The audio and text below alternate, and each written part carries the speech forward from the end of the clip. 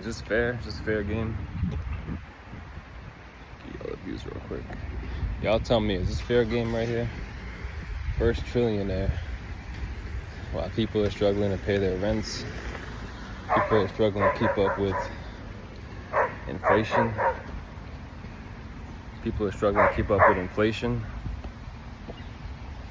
And I think it's a bit preposterous if you ask me. Let me get into some points as to why I think this is preposterous.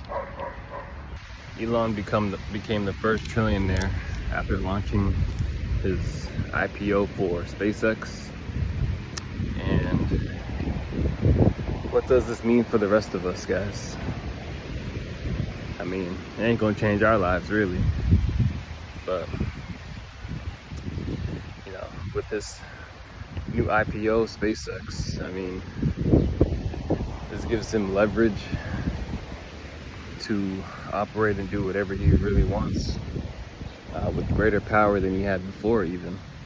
I mean, think about it, guys. He's like worth, what, 1.6 or something trillion? 1.6 trillion about. And so, with most people not able to pay rent, I believe that this breaking news should be evaluated as opposed to, I don't want to get into socialism, but in this case, socialism might be the way. I'm not gonna lie, guys. It might be the way, because the amount of money that Elon Musk has is actually larger than what most countries have. Like, he has more money than most economies even. Of course, wasn't just him all alone. This wasn't just all profits. It was more like government contracts. He had investors, and of course with his IPO, that's even more investors that are able to pour into his initiative, SpaceX. So what does this tell us, guys? Is the system broken? Is the tax system broken? Or is this all fair game? Now, Elon Musk, I don't think this matters. I don't think this really matters in this point, but Elon Musk is not even a citizen of the United States. He might be now, but he's not from the United States.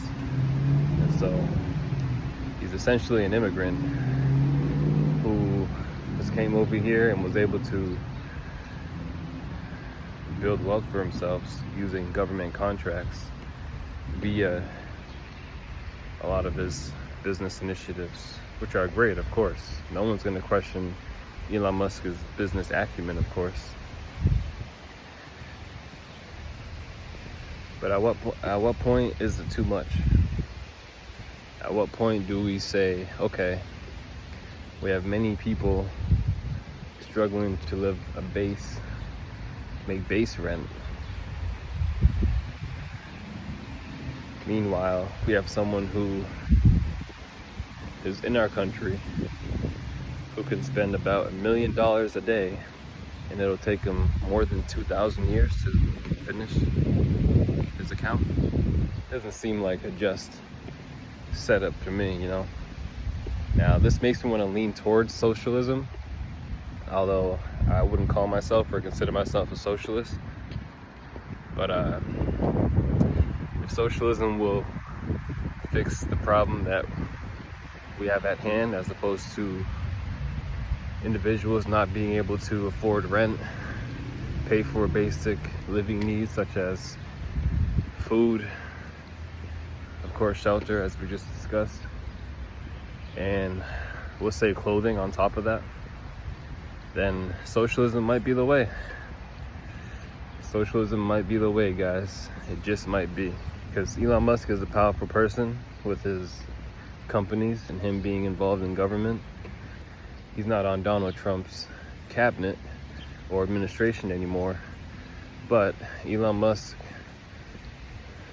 achieving to release the biggest IPO, I believe, in US history, does make him a very important political asset. And so, yeah, guys, let me know what you think. I mean, is this fair? Is this right? Or should we just let it be? Because everyone talks about this wealth gap this, wealth gap that. We have to close it.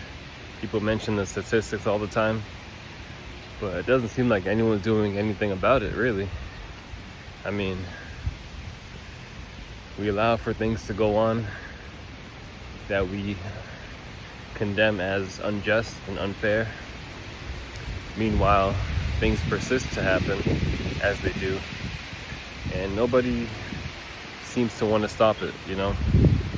I don't see anyone working on the issues of basic living needs that Americans want and desire.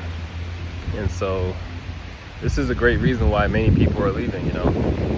Now, congrats to Elon Musk, he's accomplished, but this just raises a bigger question as to if one man is allowed to spend $1 million a day for almost 3,000 years with the amount of money he has and the amount of time it'll take him to spend all of his money.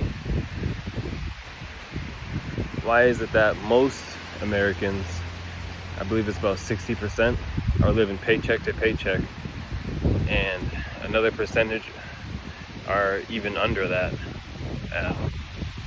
per se, living on the streets, you know? And so, I don't know, guys, something might have to shake in America, or at least a minor change or adjustment has to occur, or we're gonna see a mass exodus, guys.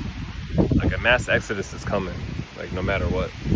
Because the more unfairness that we witness in our societies, people working 2-3 jobs and still can't get ahead, per se, these issues will come crashing down on us. And Elon Musk, of course, has companies that are invested or have interest in chips, AI, semiconductors, and just big tech, right? And so Elon Musk will benefit once this AI ever comes and occurs. And so he doesn't have to worry about anything, let's just say that. But for us, a whole nother story, guys. We got a lot to worry about in the next few years, because they say that by 2030, this AR boom is gonna hit us like a ton of bricks. And if we don't have our situations in order, such as if we can't find a way to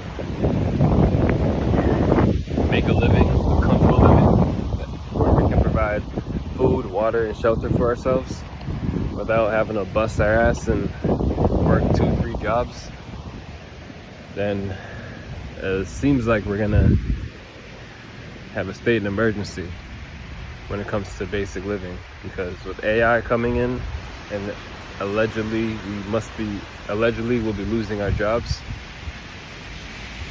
then I just don't see no hope.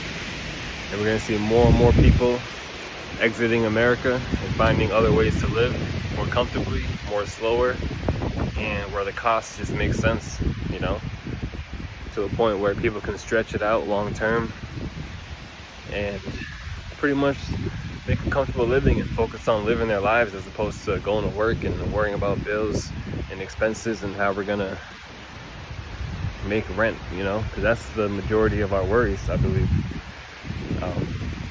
I feel like I feel as if I've made well for myself in America, but of course everyone who's working in America, or working hard I should say, wants to see an end to their means.